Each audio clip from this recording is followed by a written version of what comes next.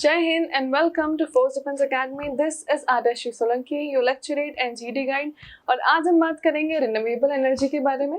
ठीक है, इंडिया में रिन्यूएबल एनर्जी का क्या यूज है, बेसिकली हम उसके बारे में बात करेंगे. तो ministry of new and renewable energy जो है ये सेटअप की हुई थी इंडिया की बहुत पुरानी, और इंडिया में ऐसा पहली बार हुआ था कि सेटअप हुई है. और सिर्फ इंडिया में नहीं, इवन पूरे ग्लोब में पहली बार ऐसी कोई कंट्री है जिसने एक एनर्जी के बेसिस पर मिनिस्ट्री सेटअप करी हो, वो भी नॉन कन्वेंशनल एनर्जी. ठीक है, अब रिन्यूएबल एनर्जी क्यों है ना, इतना ज़्यादा एम्फोसिस क्यों किया जाता है इस एनर्जी पे.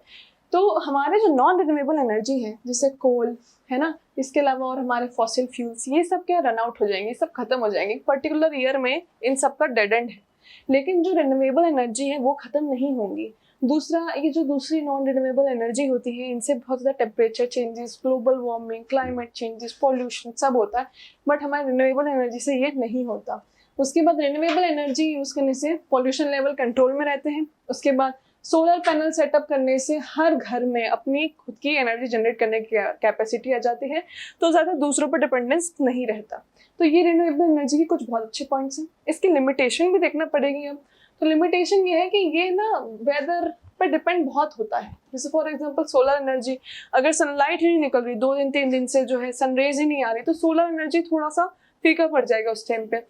विंड एनर्जी चलेगा जब विंड होगी तब विंड मिल्स चलेंगी, तब विंड एनर्जी प्रोड्यूस होगी. अगर एकदम ड्राई सा क्लाइमेट है, बिल्कुल भी विंड नहीं चल रही है, तब वो भी प्रॉब्लमेटिक है.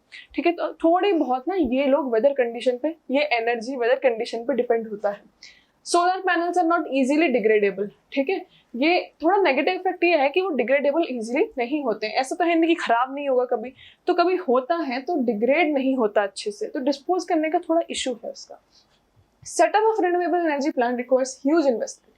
तो रिन्यूएबल एनर्जी में ऐसा होता है, जैसे फॉर एग्जांपल नॉन रिन्यूएबल में बार बार आपको पेट्रोल भरवाना है, बार बार आपको पैसे देने हैं, बार बार कोल खरीदना है, तो उसमें एक पर्टिकुलर अमाउंट बार बार लगता है. बट रिन्यूएबल एनर्जी में ऐसा होता है कि एक बार एक ह्यूज इन्वेस्टमेंट लग जाएगा, but after that you are free.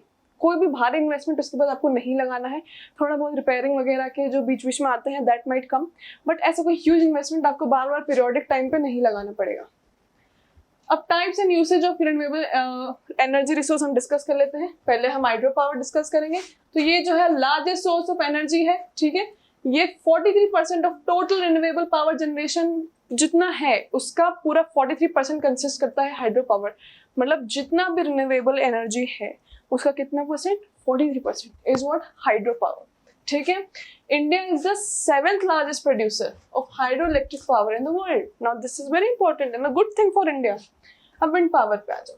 Wind power का जो है हमारा कंट्री 4th रैंक करता है इन द वर्ल्ड. उसके बाद विंड पावर से जितनी एनर्जी जनरेट होती है वो 14% है पूरी टोटल एनर्जी, पूरी टोटल पावर कैपेसिटी की.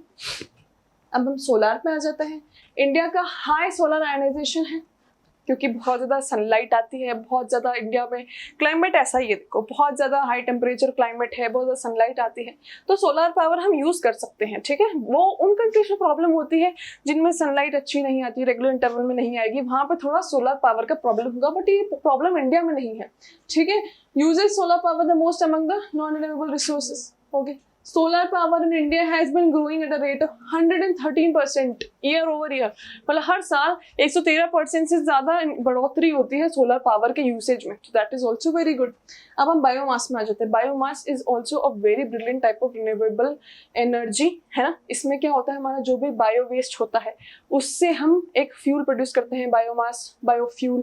और इससे जो है बहुत ज़्यादा, एक तो हमारा पॉल्यूशन, हमारा कचरा कम हो रहा है, दूसरा हमारी एनर्जी प्रोड्यूस हो रही है, तो दोनों चीजें हो रही है. ठीक है, तो this is very good alternative.